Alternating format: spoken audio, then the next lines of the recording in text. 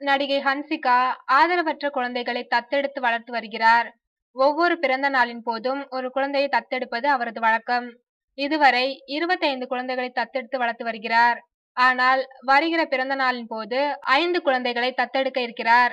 இது பற்றி அவர் கூறும்போது, எனக்கு விவரம் தெரியாத காலத்திலேயே என் பெயரில் என் அம்மா குழந்தைகளை தத்தெடுக்க ஆரம்பித்து விட்டார். சினிமாவிற்கு வந்து நிறைய சம்பாதித்த பிறகு ஆரம்பித்த பணி அல்ல இது. அதற்கு முன்பே தொடங்கியது. ஒருவேளை நான் சினிமாவுக்கு வராமல் வேறு பணிக்கு சென்றிருந்தாலும் இதனை செய்திருப்பேன்.